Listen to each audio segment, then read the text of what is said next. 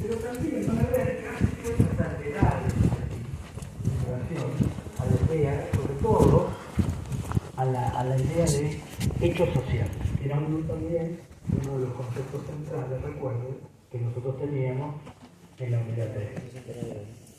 Hecho social, conciencia colectiva y positivismo. Entonces, el texto es un texto particular. Hay un capítulo que precisamente es la idea de hechos sociales, pero además estos dos prefacios, uno más extenso y uno más breve.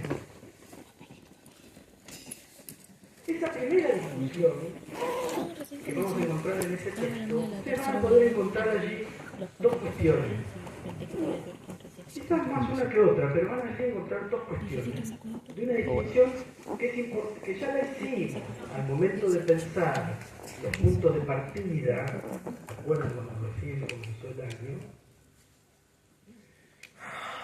que la mencionamos al momento de hablar sobre Marx y que vamos a volver sobre ella ahora. ¿Qué es la diferencia entre ontología y epistemología? Ustedes van a encontrar ese texto, por un lado, como mayormente en el caso de este texto hay una discusión epistemológica, es decir, ¿cómo conocemos al mundo? Esa pregunta cartesiana de la que yo le hablaba recién. ¿Cómo hago yo para conocer algo que es externo a mí, para lo cual las herramientas que tengo me pueden engañar, que son los sentidos? ¿Cómo hago para conocerlo? Bueno, tengo que ser sumamente cuidadosa al momento de acercarme a ese objeto que es externo a mí, es decir, que yo no sé bien de qué se trata ese objeto inicialmente cuando me encuentro con una piedra especial, con un líquido especial, con un esqueleto particular, o con ciertos datos sobre el suicidio en la Patagonia. No sé bien de qué se trata ese objeto. Y allí es donde necesito desarrollar cierta sistematicidad, para no usar la palabra médica, ciertas reglas que me permitan a mí acercarme y conocer mejor ese objeto. Entonces, por un lado tenemos esta idea de cómo conocemos el mundo. Y ahí la idea de hecho social es central para entender cómo Durkheim propone conocer al mundo. Ahora, para conocer al mundo, primero tenemos que tener una idea de qué es ese mundo, cómo lo entendemos. Esto decíamos recién sobre la música que pueden escuchar jóvenes de primer año de la Universidad Nacional de la Patagonia, San Juan Bosco.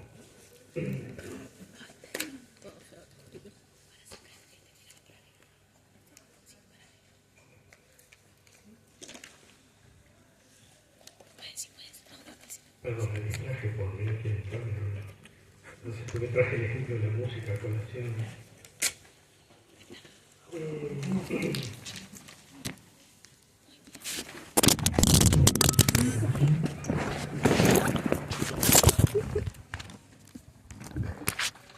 ¿Qué es el mundo? Antes de la pregunta epistemológica tenemos una pregunta ontológica. Antes de la pregunta sobre qué música escuchan los jóvenes de la universidad, bueno, primero tenemos que tener cierta definición de edades, de cómo esas edades implican cierta diferenciación en ese mundo, ¿no? Edades que no va a ser lo mismo pensarlas en el siglo XXI que pensarlas en el siglo XVIII, XIX, cuando está escribiendo Durkheim, o en el siglo XVII, cuando estaba escribiendo Descartes, ¿no? Ser joven no es lo mismo. Estas discusiones sobre cómo es que pensamos el ser de la vida social, cómo es el mundo, es una discusión ontológica. Y esa discusión ontológica ya no va a ser pensada en términos de métodos, técnicas, sino en torno a ciertos presupuestos de cómo opera la vida social, de cómo funciona el mundo. ¿Se acuerdan? Cuando nosotros hablábamos sobre el materialismo histórico y hablábamos sobre Marx, hablábamos de una ontología materialista, que era precisamente el materialismo histórico una forma de entender la historia y con eso intentar explicarla. Es decir, que ¿cómo es ese mundo, cómo funciona ese mundo social para el marxismo? A través de esas relaciones materiales con la naturaleza, a partir de las cuales producimos aquello que necesitamos para reproducir la vida material, vivienda, comida, etc.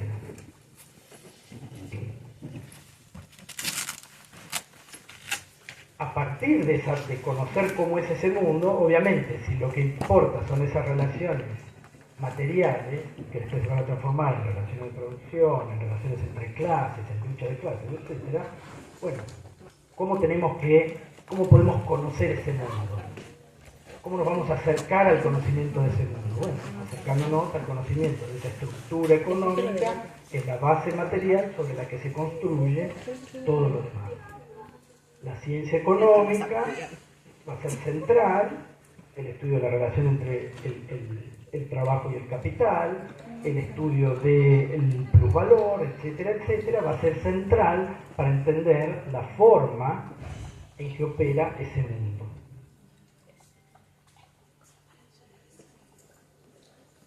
Lo que vamos a hacer hoy es concentrarnos más en esta primera instancia, que recién la mencioné en segundo lugar, en ese punto 1 que ustedes ven ahí, que es en la ontología durkheimiana. Cómo entender el mundo.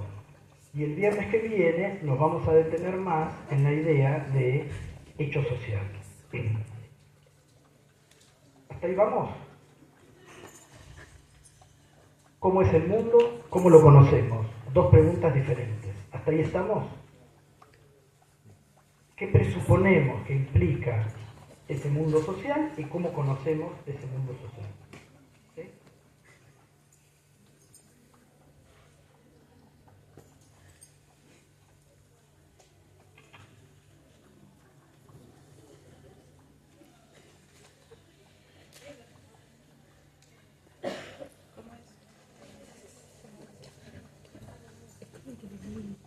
Esa ontología de Durkheim, esa idea de, a ver, ¿cómo es el mundo? ¿Cómo funciona?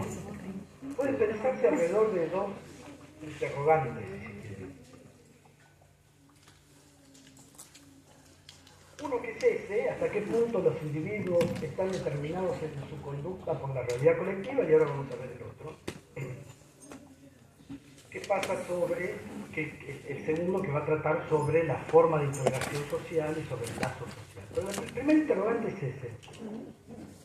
Es decir, si nosotros queremos ver qué tipo de presupuestos operan al momento en que Durkheim piensa el mundo social, podemos hacernos esa pregunta. ¿Hasta qué punto los individuos están determinados en su conducta por la realidad colectiva?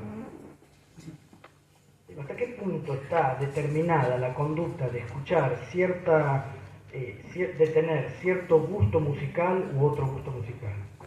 ¿Hasta dónde eso es una definición individual de ese gusto musical?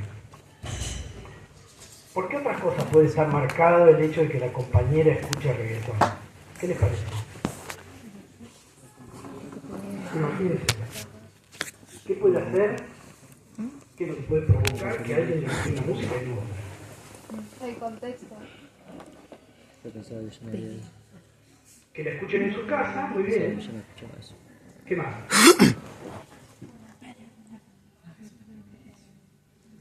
Está acostumbrada de chiquita porque lo escuchan en la casa, ¿qué más? Influencia, moda, influencia de esas personas que viven de chiquitas. Moda, ¿qué más? Último hablar sobre la moda. ¿Qué más? Gustos musicales y lo que le hace sentir a esa persona.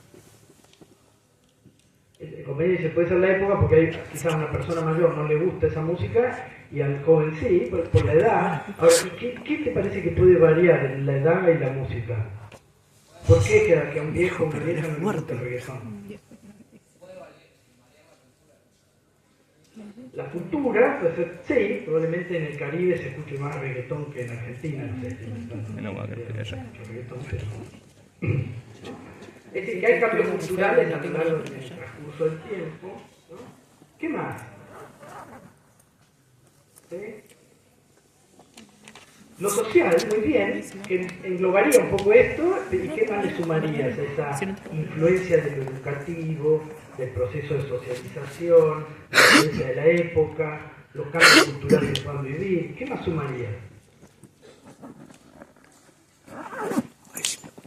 que las personas que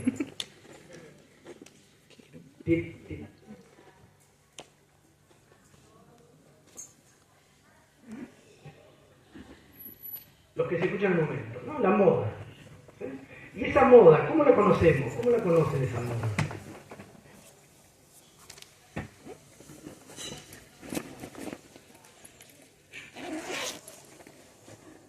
Bien, todo el mundo escucha reggaetón. ¿Y cómo se logra que todo el mundo escuche reggaetón y no música clásica? Medios. Bien. Bien. Medios de comunicación, redes sociales, ¿no? Es decir, hay todo un conglomerado de cosas que llevan a que el sujeto primero pueda acceder a ese tipo de música y que después le empiece a gustar.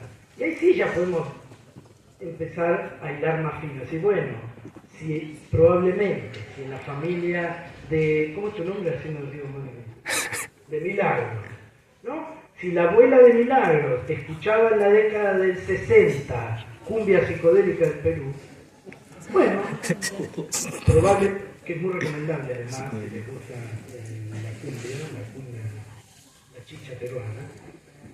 Si la abuela escuchaba música tropical de Perú en la década del 60 y probablemente la generación que sigue escuchaba a los Pasteles Verdes o a grupos de música tropical de Argentina en la década del 70 y los 80, bueno, quizás ahí uno puede encontrar esa continuidad entre cierto ritmo musical, cierta aspiración al ritmo musical, que hace que cuando escucha reggaetón todo ese bagaje Le pudre el cerebro. socializado que trae de escuchar música pequeñita en su casa aparezca el reggaetón como el sustituto de eso, ¿no?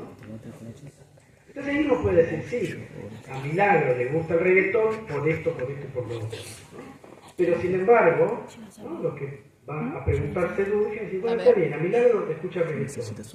Ahora, si queremos efectivamente explicar por qué escucha reggaetón y no cumbia peruana, bueno, allí es donde hay que empezar a entender un poco más de esos procesos. La relación entre individuo y sociedad es una relación problemática para Durkheim. La respuesta que va a dar Durkheim es precisamente sobre la preeminencia de esas estructuras sociales. Y eso sí lo van a encontrar en el texto que tienen para leer, de cómo las estructuras sociales se imponen a este individuo. Ahora vamos a ver un poco mejor qué es esa idea de estructura y cómo aparece en ese texto. ¿Por qué Durkheim va a responder, ¿no?, hasta cierto punto, que la relación entre individuo y sociedad implica una preeminencia de lo social, de la esfera social sobre la esfera individual? Que en este caso diríamos, bueno, Milagro escucha reggaetón porque es la música que le pasan todo el día en TikTok y en la radio. Entonces por ahí Milagro no tiene ni idea que existe la cumbia psicodélica peruana de los años 60, ¿no? Porque ya no vive con la abuelita. Porque no, la gente lo escucha por eso. Y de hecho ustedes fíjense que automáticamente todas las explicaciones que intentaron dar nunca dijeron, bueno, Milagro escucha reggaetón porque le gusta el reggaetón.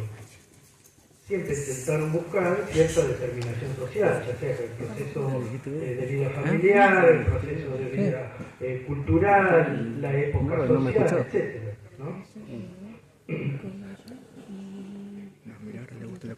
¿De dónde sale esa preeminencia de lo social sobre lo individual?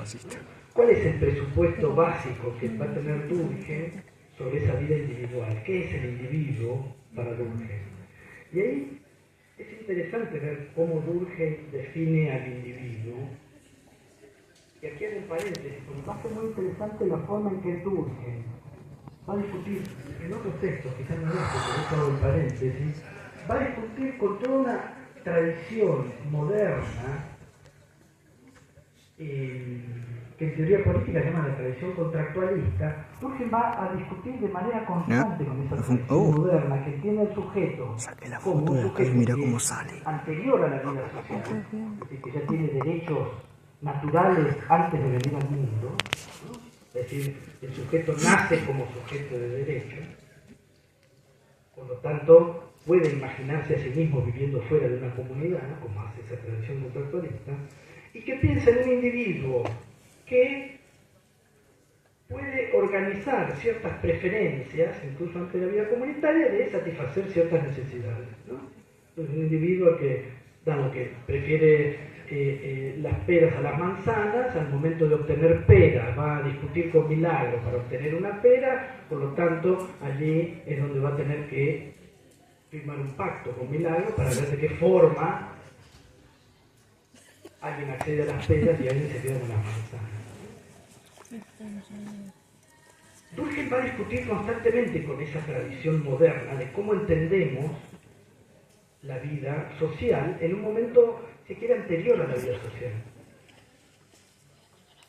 Y allí es donde la percepción del individuo va a ser importante para después entender esos presupuestos sociológicos de Durkheim y poder entender también la propuesta que él tiene de cómo conocer esos presupuestos. Esos presupuestos también son ontológicos, cómo entendemos al sujeto que vive en la vida social. ¿Cómo entendía Marx al sujeto en esa vida social? Entendía como un sujeto que de qué dependía, su gusto musical, sus ideas políticas o sus creencias religiosas. ¿De dónde salían? ¿De qué dependían?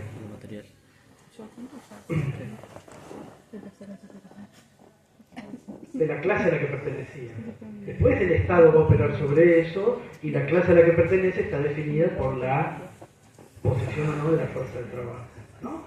Pero la clase a la que pertenece es la que determinaba lo que ese sujeto iba a exigir, para seguir la frase de esa diapositiva, lo que iba a pretender de su vida, la idea de la vida buena que iba a elegir. Durkheim va a percibir al individuo como un sujeto que constantemente está deseando cosas, ser feliz. Es decir, un sujeto que nunca se queda quieto. Y allí comparte la mirada de esa tradición moderna, contractualista, como decía recién. Durkheim comparte esa mirada del sujeto como un sujeto que persigue la felicidad. Ahora bien, la felicidad no va a depender para Durkheim simplemente de lo que ese sujeto pueda lograr en el mundo, ¿no? Entonces, yo soy un sujeto que lo que quiere, imagínense la vida contemporánea, que yo lo que quiero es precisamente tener más dinero. Entonces, para eso es que evalúo racionalmente venir a la universidad.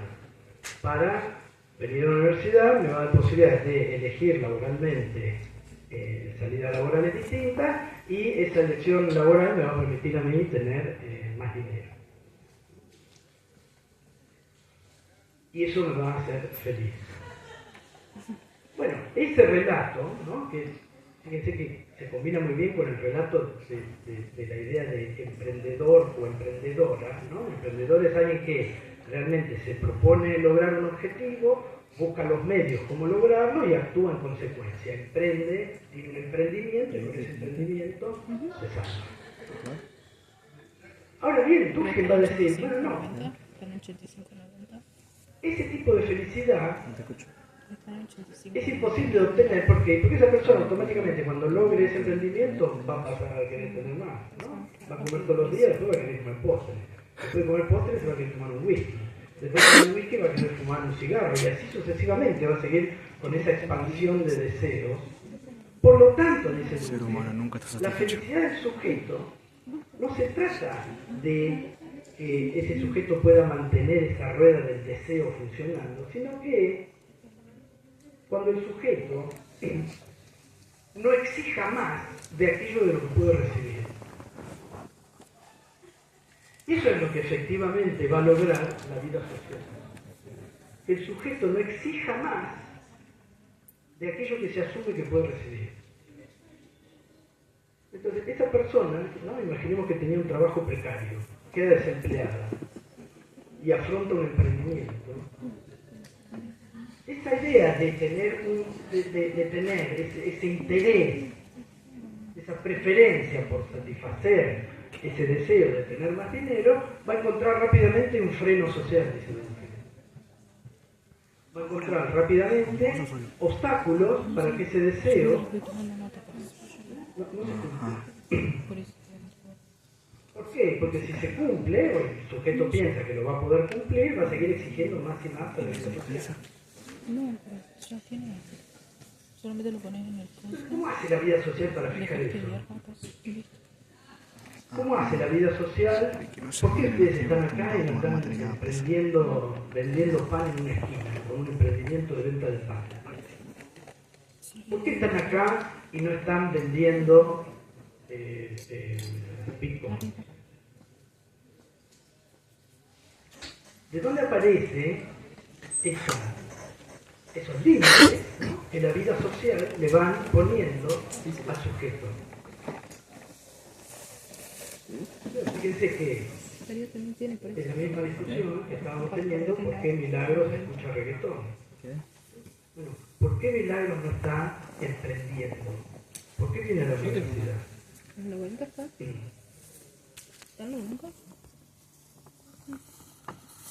Ese límite entonces, para que Milagros esté contenta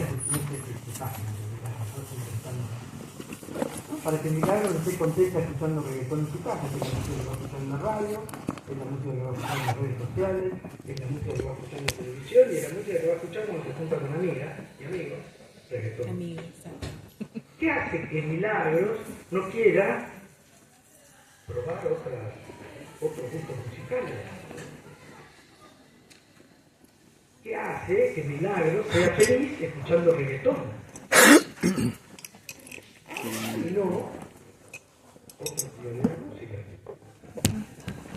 ¿Qué hace que Milagros esté en la universidad y no esté en un emprendimiento económico que le va a permitir satisfacer sus necesidades? ¿Y por qué no maneja una moto y hace de delivery? ¿Qué es lo que pone ese límite para que el sujeto no exija más de lo que puede recibir? El individuo dice, bueno, la respuesta del Durkheim va a ser, no es el individuo, sino que es la vida social la que le va a poner ese límite.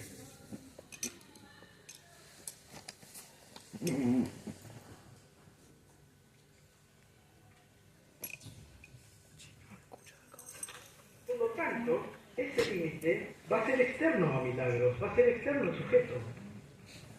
Nunca va a ser un límite individual. Nunca va a ser un límite que viene dado por esa propia vida social. El límite para que ese sujeto no exija más de lo que puede recibir y por lo tanto sea feliz, lo va a poner la vida social. Entonces ahí podemos cerrar este paréntesis de esa discusión que tiene Durkheim con esas teorías políticas, que tenemos claro que no las trabajamos acá en clase, ¿no? Pero que sí nos permiten entender la forma en que Durkheim va a pensar en el individuo, nos empieza a abrir la puerta para pensar, bueno, a ver, ¿cómo es que opera esa relación entre individuo y sociedad? ¿Cómo entiende al individuo Durkheim? Bueno, lo entiende como una máquina de desear, pero si todos somos máquinas deseantes, ¿no? Llega un momento en que esos deseos empiezan a chocar unos con otros, ¿no? Si todos fuéramos máquinas de escuchar música diferente, no podríamos compartir escuchar música con nadie, porque Milagros querría escuchar reggaetón, el compañero querría escuchar música clásica, la compañera querría escuchar folclore, y así, y el compañero jazz, y así sucesivamente. ¿No? Es decir, no compartiríamos nada en general si cada uno de esos sujetos hace lo que se le canta. Y no hablemos solo de hablar de escuchar música. Si quisiéramos movernos para llegar a la universidad, no podemos venir por cualquier lado, caminamos por la calle, no caminamos por arriba de los techos de las casas, ¿no? Y si venimos en auto, no venimos con el auto por la vereda, venimos con el auto por la calle también. Es decir, que hay cierto ordenamiento que la sociedad cumple en esa moderación de esos deseos individuales. Y es por eso que Durkheim va a hablar de la primacía de lo social sobre el individuo. Si no existiese tal primacía, viviríamos en un completo desorden social. Cosa que también le interesó a Durkheim, de qué sucede cuando esa moderación social no funciona de la forma en que asumiríamos debería funcionar. Situaciones donde hay o demasiada presión de las reglas o demasiada poca presión de las reglas, como vamos a ver en el caso del suicidio. Sí.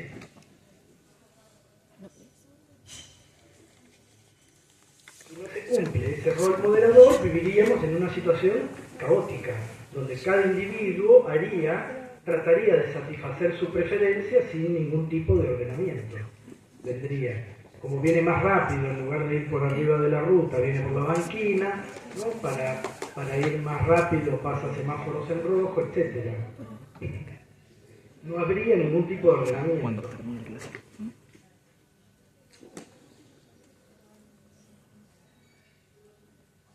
¿Sí? Entonces, ese individuo está pensado como un sujeto, ¿no? Que es una máquina de deseo, pero ese deseo hay que ponerle un límite. Y no basta con ponerle un límite y decirle, mire, yo le voy a hacer la multa si usted no pasa en rojo. Porque el 95% del tiempo que respetamos un semáforo, no hay un agente de tránsito parado al lado. Y sin embargo respetamos el semáforo. ¿Por qué? Si no viene nada, estoy solo a las 2 de la mañana en el semáforo de acá arriba, de arriba de la rotonda del 4. No viene nadie. Se tira. No hay ningún agente de tránsito a la vista. No tomé nada, es decir, que estoy consciente de lo que hago. ¿Por qué respeto su mano? Sí.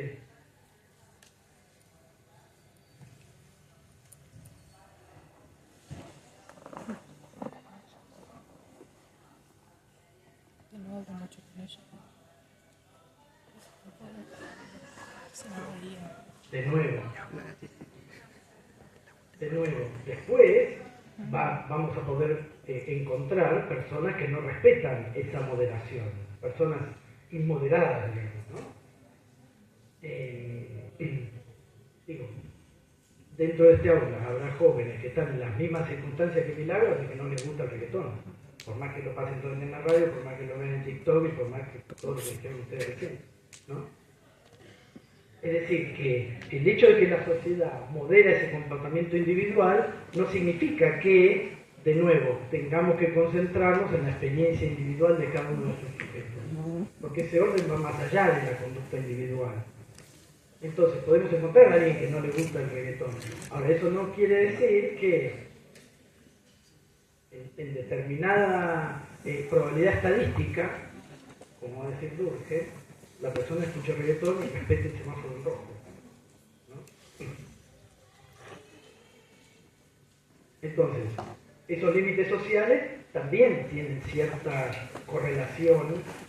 Si hablamos de relación individuo y sociedad, es porque para Durkheim los individuos todavía no existen, no es que desaparecen dentro de esa estructura. No, dado que el sujeto no desaparece dentro de esa estructura, es que necesita esa moderación, ¿no? Porque el sujeto actúa para satisfacer deseos, para ser feliz. Acuérdate que yo no puedo hablar mucho con esto, compartir.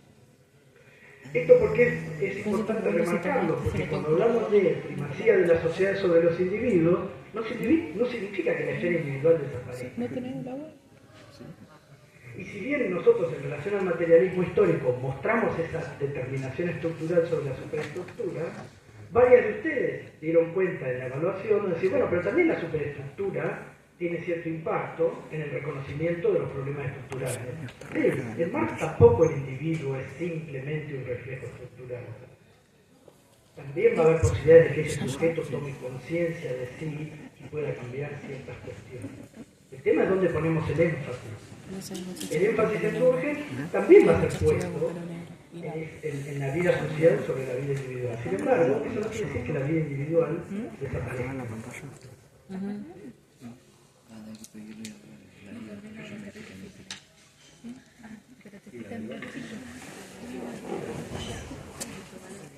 ¿Hasta ahí vamos?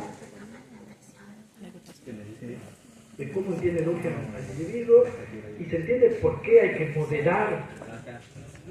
Si yo no modero esa continuidad del deseo, estoy en problemas.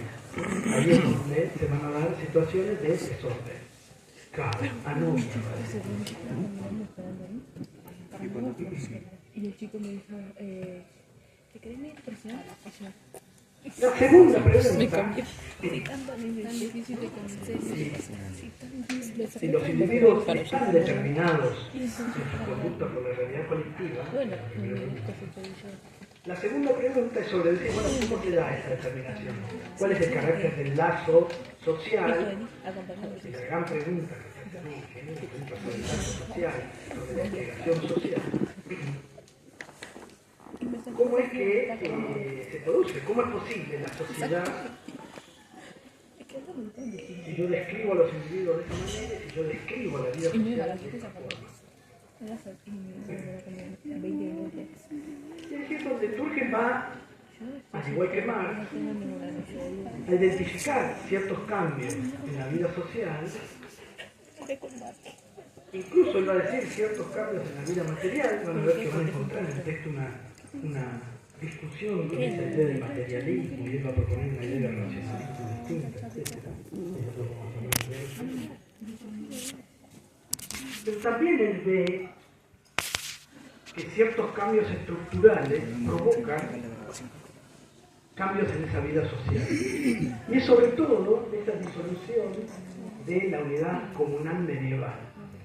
Cuando Marx habla en uno de sus textos de cómo la burguesía disuelve todos los lazos sociales y los cambia por el frío interés del pago al contado, del crédito, el cálculo del frío interés.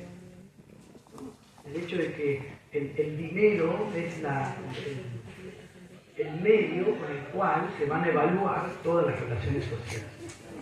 Es decir, que allí hay algo que operaba en esa comunidad medieval, una lectura religiosa del mundo que estructuraba esa vida comunal, que daba forma al lazo social entre esos sujetos, entre el monarca, ¿no?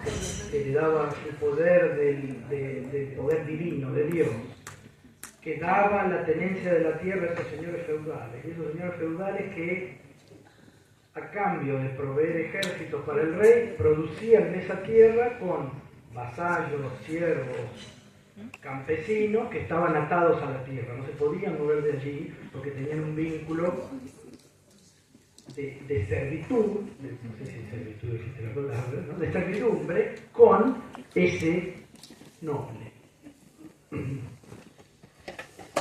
Ese lazo social, ¿no? Que estaba marcado por esa lectura religiosa de las Sagradas Escrituras, se disuelve con la modernidad y se pierden esos lazos tradicionales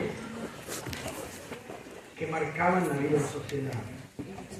Esa idea de la sociología, que Durkheim la está marcando de manera fuerte para entender los efectos del capitalismo, de cómo el capitalismo disuelve esos lazos tradicionales, no desaparecen de la sociología a fines del siglo XIX y principios del siglo XX, sino que vienen dado el siglo XX, a mediados del siglo XX, la sociología argentina va a nacer a partir de hacerse varias preguntas que son muy similares a las de Durkheim.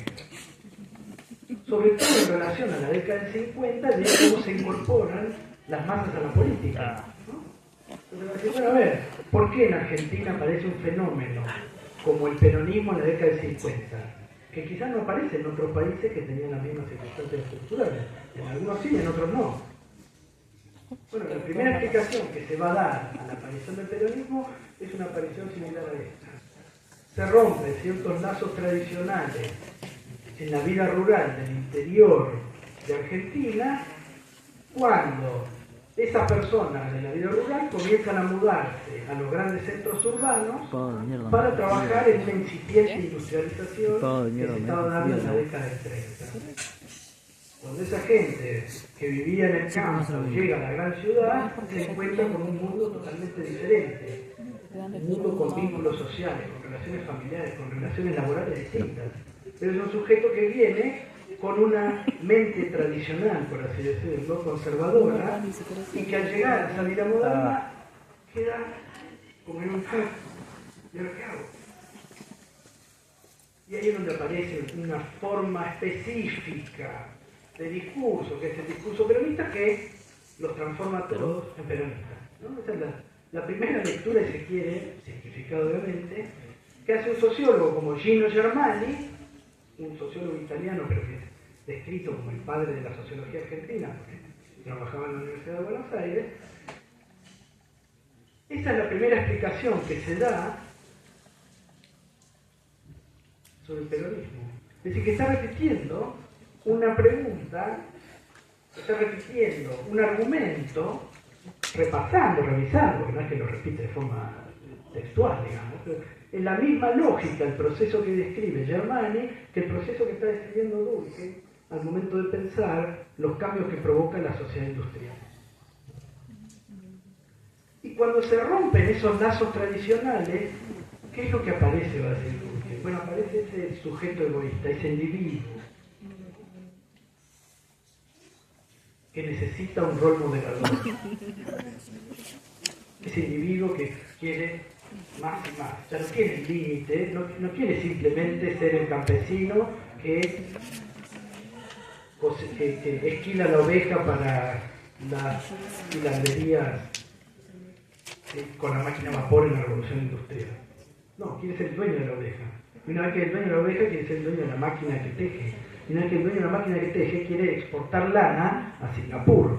Y una vez que llega a Singapur, encuentra que la mano de obra es más barata y quiere llevar su empresa allí para ganar más plata, ¿no? Y una vez que gana más plata, vende todo y vende Bitcoin, ¿no? Criptomonedas.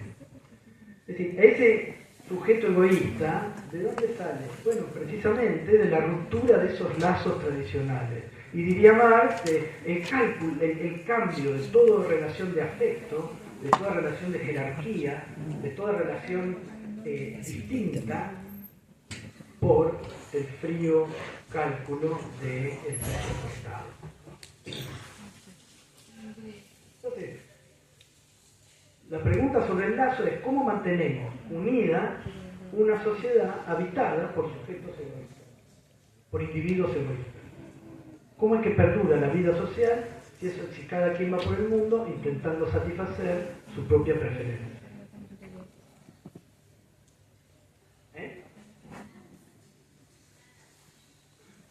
No, repito,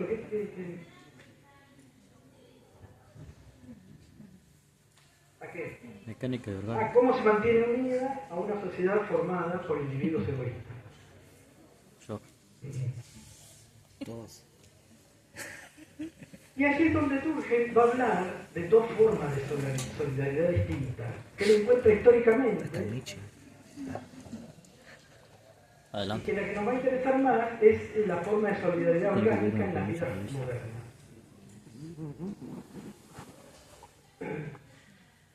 La primera forma de solidaridad, que es la forma de solidaridad antigua, moderna, premoderna,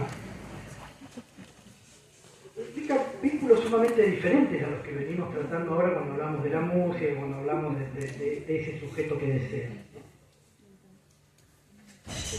En esa vida medieval, siempre sugiero para quienes gocen de la lectura, hay una saga de libros sobre la construcción de una catedral, Los Pilares de la Tierra. No sé si lo conocen, han escuchado hablar de Los Pilares. Hay una serie también en televisión, pero la serie no la vi. Donde allí se describe muy bien esa vida medieval. Y cómo toda una serie, la historia es básicamente la historia de la construcción de esas catedrales medievales que tardaban 800 años en construirlas, ¿no? Y por lo tanto eran muchas generaciones de personas que trabajaban en la construcción de la misma catedral. Entonces ese es el hilo conductor de la trilogía, donde esta persona va describiendo. El primero de la trilogía es realmente que es el más sorprendente, los otros dos medios que repiten el argumento del primero con nombres y catedrales distintas, pero el primero es recomendable, pero sobre todo para ver esto, para ver esa idea de individuos que no se distinguen demasiado entre sí, y para ver cómo esos individuos no eran libres de desplazarse en busca de trabajo, por ejemplo, sino que estaban atados a la propiedad de la tierra por parte del rey. Entonces, si yo soy Milagro, si soy una campesina que está plantando trigo en un campo, ¿no? Y ese trigo se seca, ese es el trigo que Milagro se iba a comer, además de darle una parte a su amo y señor, también tenía que sacar de ahí para morfar. Cuando el trigo se le seca o se le congela, Milagro no tiene que comer. Y Milagro no se puede ir a Caleta, Bolivia, a buscar trabajo para comer, sino que está atada a la tierra, tiene que morir ahí, va a morir ahí. Y toda esa masa de personas están definidos como la servidumbre, no es Milagro, Carlito, Cachito, Josefa, ¿no? Son los siervos y mueren. Entonces, lo que nos va a decir Surgen es que en ese caso, cuando los individuos no se distinguen demasiado entre sí, es decir, esa idea de individuo moderno no es tan corriente o todavía no aparece. No entendí. Fíjense que eso no significa que uno pueda identificar con un nombre a esas personas. Cada persona tiene un nombre, pero sin embargo, lo interesante es ver ahí cómo esas personas que tienen un nombre que los individualiza, que los separa de los demás, lo que no pueden es pensar su propia vida por fuera de ese grupo, de ese estrato, de esa casta a la que pertenece. Entonces, el lazo que une a ese sujeto, dice Durkheim, es un lazo similar al que une a los objetos con los sujetos, a las cosas con los individuos. Es un lazo marcado mecánicamente por la función que cumple cada uno de esos sujetos en la vida social. El campesino planta y cosecha, el noble recauda y va a la guerra, el rey los mira todos desde arriba y le saca la plata a los nobles. ¿Sí? Por lo tanto, ese lazo va a ser distinto. Fíjense cómo hay una vinculación directa del individuo a la sociedad.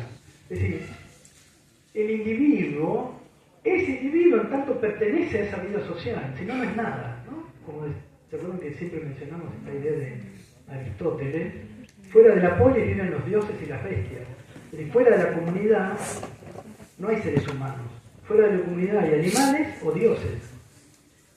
Bueno, en el animal es algo similar, y por eso se vincula directamente al individuo en la sociedad. Yo soy algo en tanto ocupo ese lugar. Por fuera de ese lugar dejo de existir.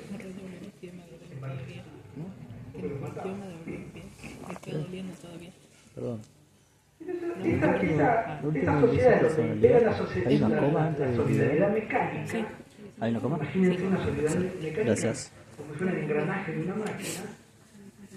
Allí hay conjuntos de creencias, la lectura de las Sagradas Escrituras, de la que da forma a esa vida medieval.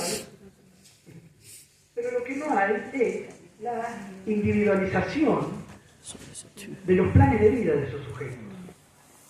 Estos sujetos, de nuevo, que tienen un nombre, tienen una familia, están registrados frente a algo, lo que no pueden es elegir una forma de vida distinta. Yo.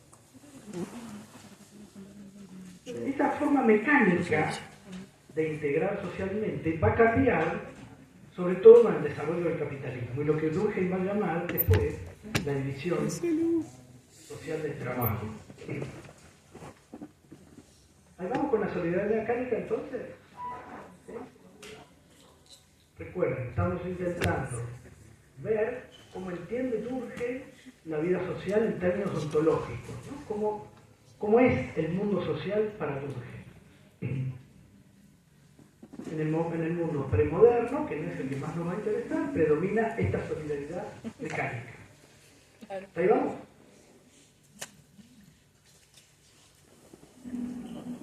Cuando esta sociedad se complejiza, la forma de solidaridad, la forma de integrar, ¿no?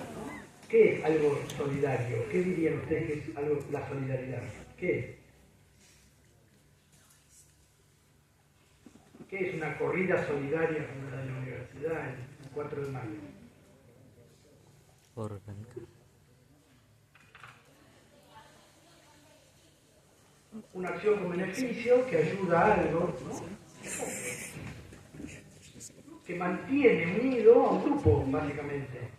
Ser solidario, ¿qué implica? Bueno, que todos podamos comer, soy solidario, traen una bolsa de fideo de la corrida, ¿no? Está vinculado con la idea de ayudar al prójimo. ¿Y ayudar al prójimo para qué yo ayudo al prójimo? Simplemente porque soy un ser bueno y entonces no. ¿No? También ayuda al prójimo para, supónganse, vivir en una sociedad mejor y no estar rodeado de miseria. Entonces la solidaridad va a estar vinculada a esa idea de cohesión social. ¿Cohesión qué es? ¿Qué es algo que tiene cohesión? Y que tiene sentido pero por otra razón. Nacionales. Porque está ordenado, porque está unido, ¿no? Algo que tiene cohesión es algo que está unido. Y la solidaridad hace referencia precisamente a ese proceso de dar cohesión social. Ahora bien, en una sociedad compleja como la sociedad capitalista, esa cohesión ya va a tener que ser distinta. ¿Por qué? Y porque ahora sí va a haber individualización, una individualización mucho más compleja. Ya no va a ser simplemente el milagro en la campesina. No, en ese proceso productivo va a haber toda una diferenciación de labores complejas que tiene que estar bien organizada. Piensen ustedes que hoy en día existe una sociología de las organizaciones. En la carrera de comunicación existe una, no sé si es una especialidad, una tecnicatura en comunicación organizacional, ¿no? Es decir, que la complejidad de ese mundo social necesita ser cohesionada, integrada de forma distinta. Por lo tanto, ese proceso de solidaridad también va a ser diferente. Que va a resultar de esas diferencias funcionales. Y ahí aparece otra palabra que va a ser importante para Durkheim, que sí van a encontrar en el texto, cuando Durkheim va a hablar de estructuras y funciones. Ténganlas en mente. No vamos a hablar mucho de eso hoy, pero ténganlas en mente. Estructura y función, y traten de rastrearlas en el texto que tienen para leer. ¿Sí? Presten atención a las notas aquí también.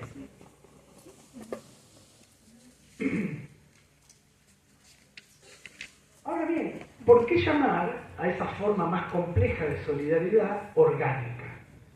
¿Por qué? Y ahí aparece otra idea que van a encontrar en muchos textos y en muchas bibliografías sobre Durkheim, que es la idea de organicismo, que también ya la hemos mencionado, ¿no? De entender al mundo social como un organismo. ¿Se acuerdan cuando Marx hablaba de la anatomía de la sociedad civil en el prólogo? ¿No? La anatomía de la sociedad civil, de pensar el mundo social como un organismo. Y anatomía es el estudio de las partes de ese organismo y de las funciones que cumplen cada una de las partes de ese organismo. De ahí viene esa idea de orgánica, ¿no? De estar vinculado a entender a la vida social como ese organismo, donde hay diferencias funcionales. Cada uno de esos grupos o colectivos va a cumplir funciones diferentes. Entonces, cada uno de esos grupos va a tener cierta particularidad, como la tenía Milagros en relación al reggaetón, y su abuela que escuchaba cumbia psicodélica, ¿no? Sin embargo, a pesar de tener cierto grado de autonomía, siempre todas esas partes van a depender de ese concierto más amplio que es el organismo. ¿Por qué? Porque la función de esa parte está definida como función de su contribución al funcionamiento del organismo. ¿Cómo entiendo yo el aparato digestivo? ¿Cómo entiendo el aparato circulatorio? Siempre en función del funcionamiento de todo el cuerpo, de todo ese organismo.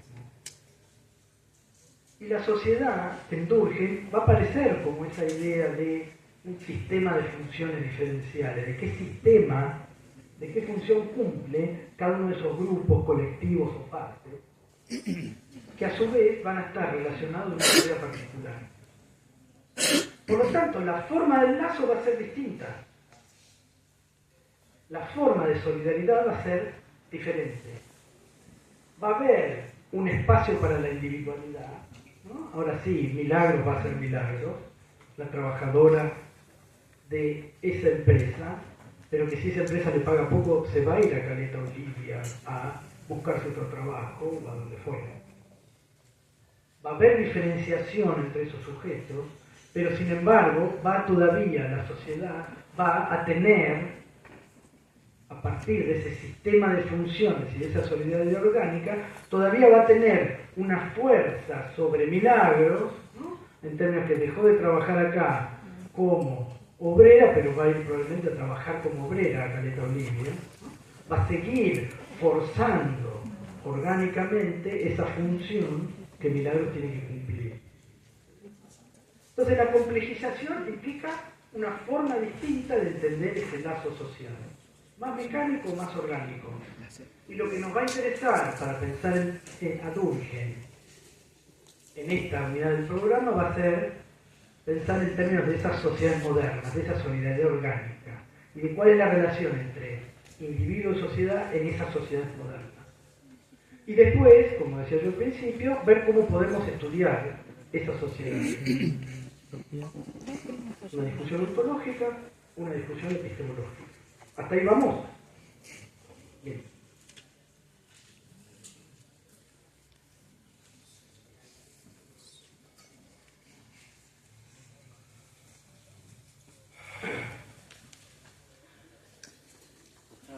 ¿De dónde sale esa necesidad de individualizar? Son 12:10. ¿Les parece que hagamos un pequeño corte de 5 minutos? Sí. ¿Volvemos? ¿Sí? Bueno, seguimos 12. Se lo estudian un chico de trabajo social.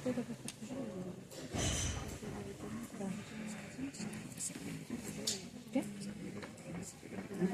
El outfit de Renata parece recibe 18.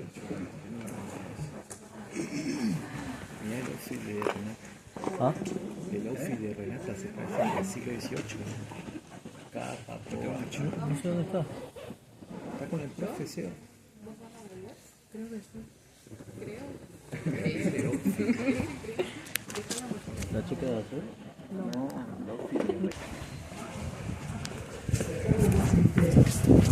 Ahora ya, además de trabajar, va a tener un tiempo de ocio. Es decir, va a poder ir al cine después de trabajar, va a poder ir a un club literario, va a tener toda una serie de vínculos intensos que en esas sociedades antiguas, donde operaba la solidaridad mecánica, no tenía. Y al mismo tiempo se va a facilitar la reproducción de la vida material, ¿no? Lo que hace el capitalismo también es generar mayor cantidad de bienes y por lo tanto poder satisfacer esas necesidades más básicas. Pues hay menos necesidad de luchar por la vida, en el caso de ese campesino que si se le secaba el trigo se moría. Ahora puede ir a buscar trabajo a otro lado y sobrevivir.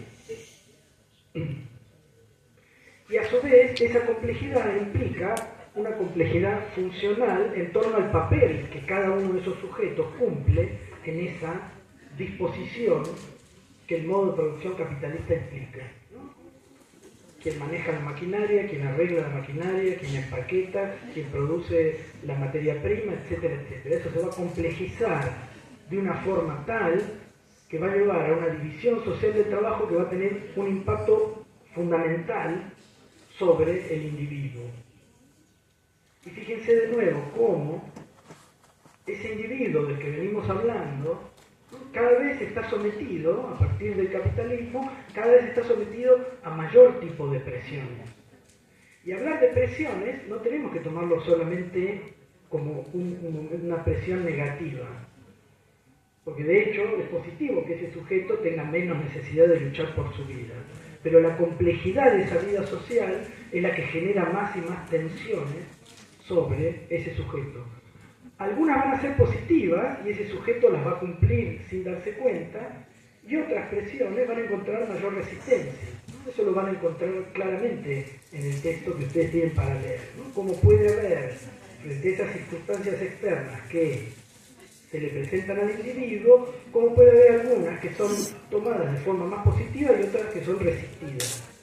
Pero eso no quita, sea cual sea la evaluación que haga el sujeto, sea cual sea la evaluación que hagamos en tanto cientistas sociales, eso no quita que la vida social externa al individuo sigue generando constantemente tensiones, influencias, poniendo parámetros, imponiendo parámetros morales, ¿no? Que alguien también había mencionado esa idea de moralidad, que para Durkheim es central, sobre todo porque esa idea de moralidad va a estar separada de la idea de hecho factual, de hecho positivo, reconocible objetivamente.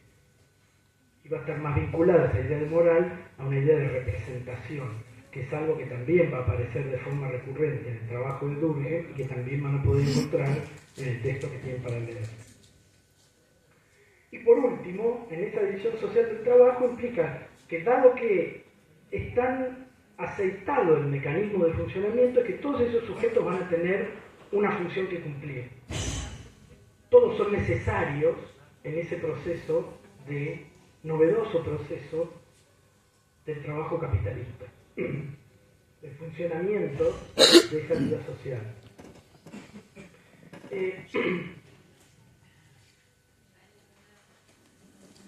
Esa división del trabajo social para Durkheim va a afectar lo que él llamaba la conciencia colectiva. Esa conciencia colectiva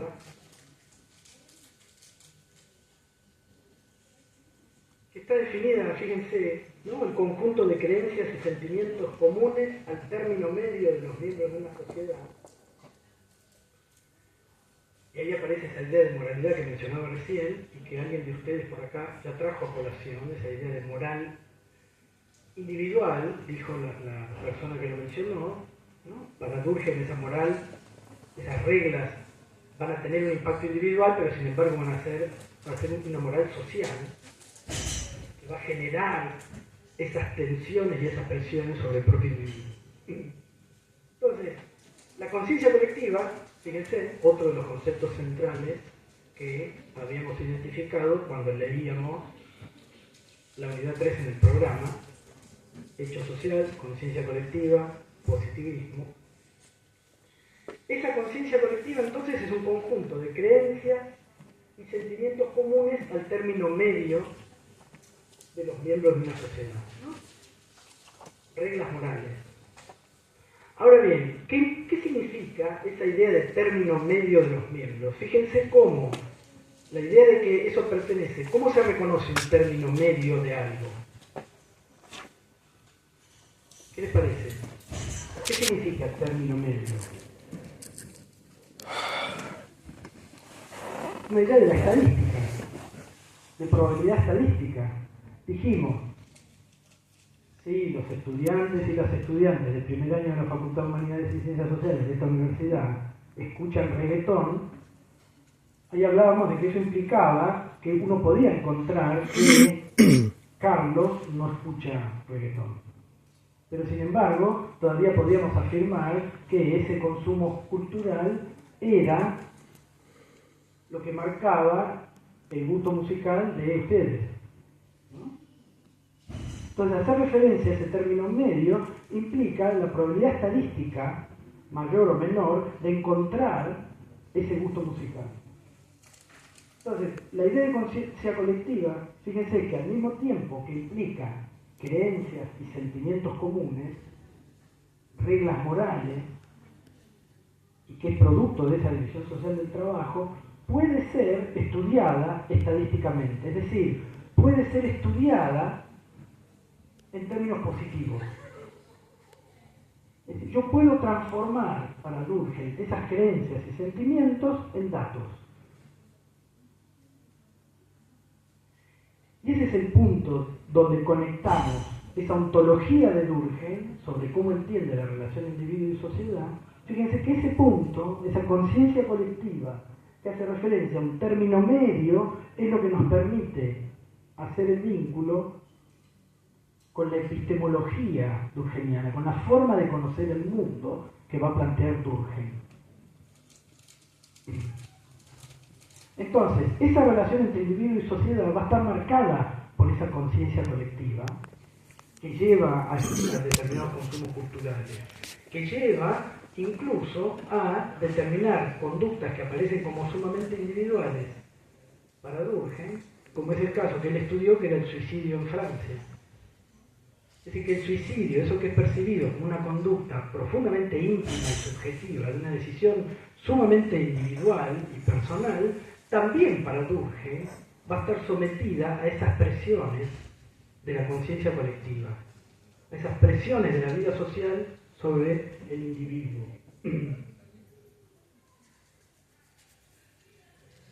La función que cumple esa conciencia colectiva es precisamente la de atenuar efectos individualizantes, atenuar que ese sujeto vuelva a ser entendido como ese sujeto que continuamente intenta ser feliz y satisfacer deseos, ¿no? Sin aparentes limitaciones. La conciencia colectiva es la herramienta, por así decirlo, el medio que la vida social tiene para moderar ese deseo individual y por lo tanto lograr que ese sujeto se sienta feliz al momento en que logra ciertos objetivos pero moderados.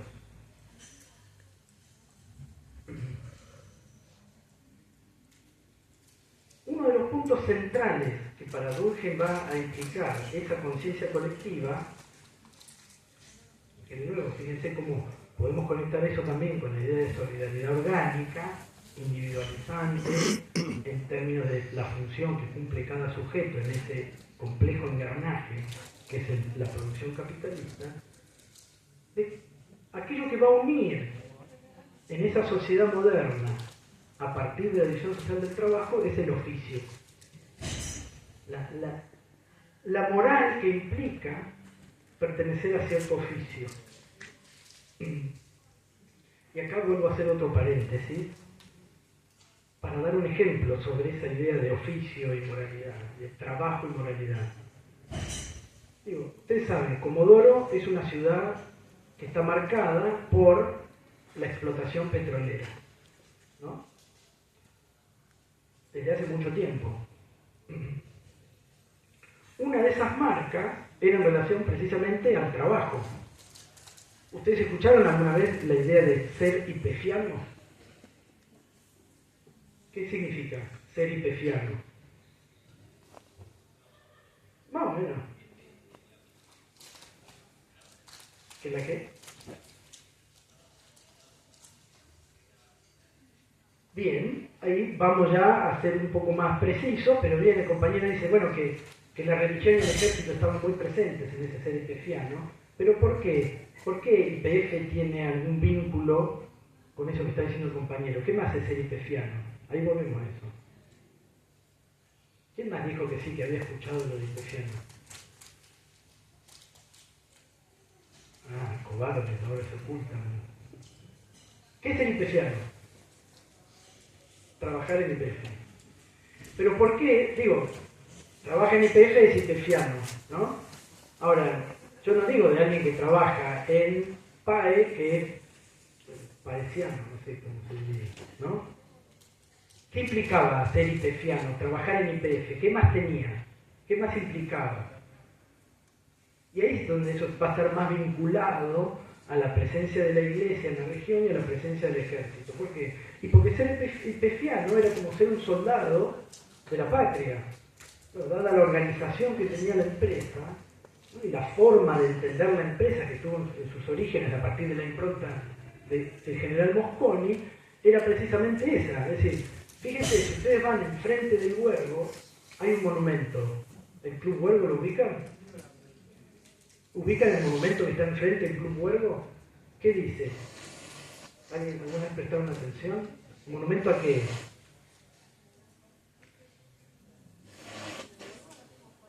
No, Mosconi está en el cuadrito del lado, pero enfrente del Huergo hay un monumento que es a los caídos en el trabajo YPFiano, ¿no? Como hay un monumento a los caídos en Malvinas, hay un monumento a los caídos en el cumplimiento de la gente que se moría trabajando en YPF. Entonces ahí había todo una conciencia colectiva vinculada porque, bueno, los colegios técnicos católicos eran precisamente quienes iban a aportar, por un lado, ese conocimiento técnico de estudiantes de Anfunes que pasaban automáticamente a trabajar en IPF, pero también el Colegio María Auxiliadora, formando a las mujeres de esos IPFianos. Entonces el ejército, ahí podemos ver una conciencia colectiva en operación, del compromiso que implicaba trabajar para IPF, implicaba que el país iba a tener petróleo, que el petróleo era una materia prima básica para el desarrollo y que sin YPF Argentina no se podía desarrollar. Años 20. Y como eso siguió operando hasta bien entrado del siglo XX, hasta la década del 60 y del 70, o incluso podríamos decir que hasta el momento en el que se privatiza YPF y deja de ser una empresa nacional. Y el momento en que se transforma en una empresa nacional, ahí también podemos ver cómo la disgregación de esa conciencia colectiva, la pérdida de peso de ese ser YPFiano, también implica cambios en la vida social de la ciudad, ¿no?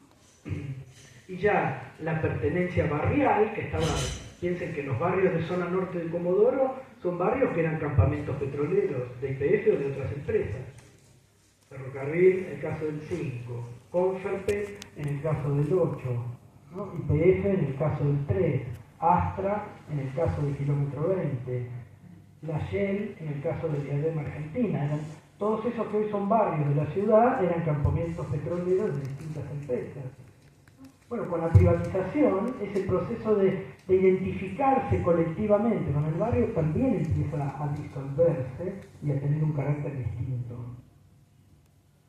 Entonces, podía haber trabajadores de YPF que no se pensaban a sí mismos como YPFianos y que le importaba 3 pitos y producir petróleo no, y que lo que querían era tener un salario, sí, pero sin embargo, esa idea de ser YPFiano, que hoy todavía vemos operando en los centros de jubilados de YPF, ¿no? Reclamando el derecho a recibir esos bonos que se daban con la privatización y que todavía no pudieron cobrar, etc. Esa conciencia colectiva todavía está operando y atenúa esos efectos individualizantes, ¿no? Esos efectos de pensarse a sí mismo con un individuo que satisface preferencias para ser feliz y nada más, y que hace que ese sujeto viva en ese mundo social de una manera particular y no de otra. Entonces, el oficio pasa a ser muy importante para Durkheim en la definición de esa conciencia colectiva. Y es lo que él va a llamar esa moral corporativa, en términos de corporaciones.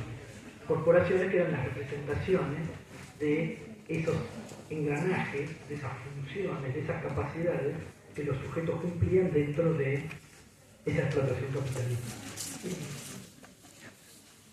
Entonces, fíjense que es muy interesante esa idea de conciencia colectiva, ¿no? Cierro el paréntesis de la discusión sobre esto. Pero es muy interesante, sobre todo esta idea de el conjunto de creencias y sentimientos comunes al término medio de los miembros de una sociedad. Como esa conciencia colectiva es la que va a jugar un rol moderador respecto a esas tendencias individualizantes que tiene el capitalismo, ¿no? Y a su vez, cómo Durkheim va a tratar esas creencias y sentimientos en términos de poder construir datos positivos sobre eso. Y ahí van a encontrar cómo Durkheim utiliza la palabra positivo, positivismo, de una manera, no sé si ambigua, pero de una manera bastante relativa. Él se va, por un lado, van a ver en el texto que ustedes tienen para leer, cómo él se va a separar del positivismo, del primer positivismo de Comte. Comte hablaba de una física de lo social, es decir, ya no intentar entender de esas creencias y sentimientos, sino cómo efectivamente funcionaba esa vida social, ¿no? En términos de una física social, ¿no? Una ingeniería de lo social. Y ustedes van a ver ahí cómo Durkheim dice, bueno, en un momento nosotros construimos conocimiento positivo, pero sin embargo nuestro positivismo es relativo. Pensémoslo más como un racionalismo, va a decir Durkheim, y ya van a ver la forma en que él trabaja esa distinción. Pero insisto, lo interesante de esa idea de conciencia colectiva, tal como la define Durkheim, es precisamente eso. Es un conjunto de creencias y sentimientos que limita las tensiones individualizantes, facilitando la vida social, y que eso puede ser construido como un dato positivo, tengan eso en mente, es decir, como un dato sobre cosas. Y van a ver que esa es la primera afirmación que va a hacer Durkheim en el texto que ustedes tienen para leer, ¿no? No me acuerdo si lo tenía acá. Sí. Esta es una cita del texto de Durkheim, ¿no? Fíjense, no hay duda de que la idea que nos hacemos de las prácticas colectivas, de lo que son o de lo que deben ser, es un factor que contribuye a su desarrollo. Esas ideas, esas creencias y sentimientos contribuyen al desarrollo de esas prácticas colectivas. Y para poder fijarlo convenientemente, debemos estudiarlo también desde fuera. Desde fuera. Volvemos a esa discusión cartesiana, ontológica, ¿no? ¿Cómo es el mundo? Externo a nosotros. Bueno, el mundo social también es externo a nosotros. Por eso hay que estudiarlo desde fuera. Porque lo que importa saber no es la materia en que tal pensador individualmente se representa tal institución, sino el concepto que de ella tiene el grupo. El concepto que de ella tiene esa institución, esas prácticas colectivas, que de ellas tiene el grupo. Solo este es socialmente eficaz. Solo el grupo es socialmente eficaz. ¿Qué querrá decir eficaz en ese caso? Eficacia en relación a qué? A modelar esa tentación individualizante, esa función individualizante del sujeto y capital. Pero como no podemos conocerlo por simple observación interior, yo no lo puedo reconocer eso como una introspección a cuál es mi lugar, cuál es mi oficio y lo que yo pienso de mi oficio, porque eso sería pensarlo individualmente. Como no podemos conocerlo por simple observación interior, dado que no está completo en ninguno de nosotros, Milagro no escucha reggaetón, pero podría escuchar otra música, y seguiría siendo parte de este grupo y estar bajo la eficacia de nuestra conciencia colectiva. Dado que no está completo en ninguno de nosotros, es preciso hallar algunos signos exteriores que lo hagan perceptible. Encontrar algunos signos exteriores que lo hagan perceptible. Signos exteriores, cosas.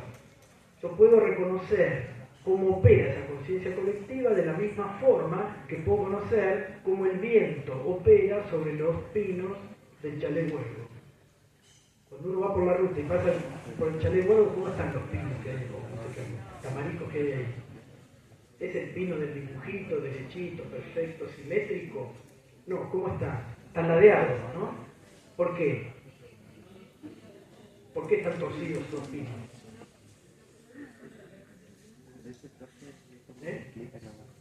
¿Lo sabes? El viento. De la misma forma que nosotros podemos percibir, y vamos a volver sobre este ejemplo de los pinos, ¿no?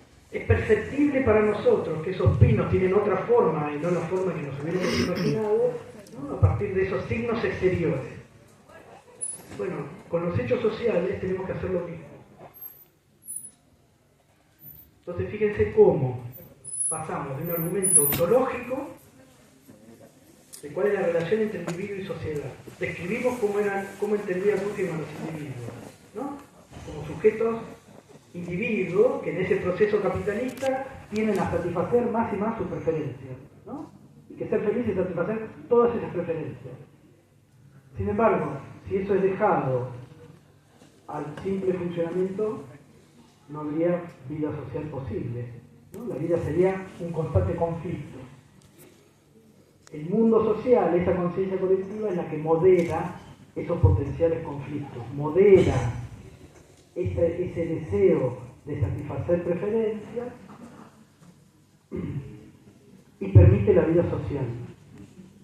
Y al mismo tiempo, esa idea de conciencia colectiva que modera puede ser estudiado como una cosa externa a nosotros, como cosa. Por eso es que los hechos sociales deben ser tratados como cosas. ¿Sí? Tema del próximo viernes. ¿Estamos? Bien, antes que se vayan todas y yo estoy hablando solo acá, vamos por terminada la clase de hoy. De la comisión 4, si quieren, tengo los parciales para entregarles, se los puedo entregar ahora. Bueno, que tengan un buen fin de semana. El recuperar, qué poca fe tenés. El martes les digo bien la fecha del recuperación.